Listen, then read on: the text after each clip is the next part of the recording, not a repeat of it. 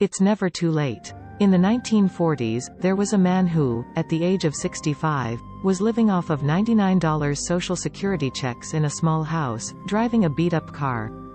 He decided it was time to make a change, so he thought about what he had to offer that other people may benefit from. His mind went to his fried chicken recipe, which his friends and family loved. He left his home state of Kentucky and traveled throughout the country, trying to sell his recipe to restaurants.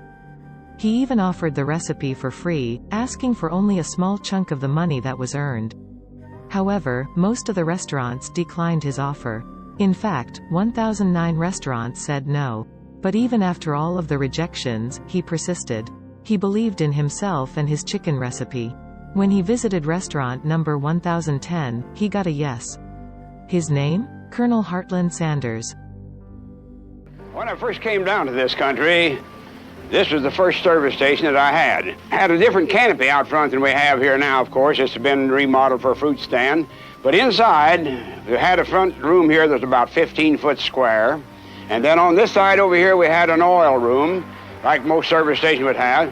And immediately back in the very back, we had 2 bedrooms and a bathroom there, you see. And then there's a small kitchen about 8 foot square that we had where we done our family cooking. So I built this, after I was here about 30 days, I moved the old dining room table out, don't you see, and the 6 chairs, and decided we'd try to sell some food to some people that were stopping with us. So I fed truck drivers and millionaires all off the same table. I didn't know anything about the restaurant business. I didn't know what table d'hote, a la carte, or any of that meant. So we'd cook meals for the 5 in the family, and then we wouldn't eat it right away ourselves, hoping to sell 1, 2, or 3, or the 5 meals. Sometimes we sold them all out, sometimes we didn't. But I don't care if I had truck drivers sitting down there, and here come a doctor. I didn't know who he was. I thought everybody could eat at the same table. I didn't know anything, only be friendly. So that was my When I first came restaurant. back from the Army in February of 1907, I came to Sheffield, Alabama, and went to work in the shops of the Southern Railroad there as a blacksmith helper. I worked there about 2 months. Then I was transferred down to Jasper, Alabama, where I was to doodle ashes. That's cleaning ash pans of the locomotives from the day before, preparing them for their trip, for the next day. One morning, a fireman failed to show up, so they put me on that engine to fire the emergency trip that day. And I did so well that when I come back in, the engineer recommended me for a regular job firing. And I continued firing, and I got an ambition that I wanted to be a lawyer. I thought I could be a second Clarence Darragh. That was in his heyday. So I went studying law at the LaSalle Extension University. Well, 2 years later there, you see, I got fired. And so my seniority was gone, and I didn't care to have a railroad anymore.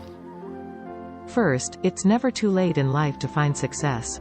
In a society that often celebrates young, successful people, it's easy to start to think you're never going to be successful after a certain age. However, Colonel Sanders is an example that proves that argument wrong. This story also demonstrates the power of persistence. You have to have confidence in yourself and believe in your work for other people to believe it also. Achieving our goals isn't always easy, but we're here to give you the motivation and help you need to get there. It's never too late to start. Let our community be your driving force in achieving success. It has thousands of members ready to share their experiences and help one another on this journey. Follow us on Facebook and subscribe to our YouTube channel for daily motivation.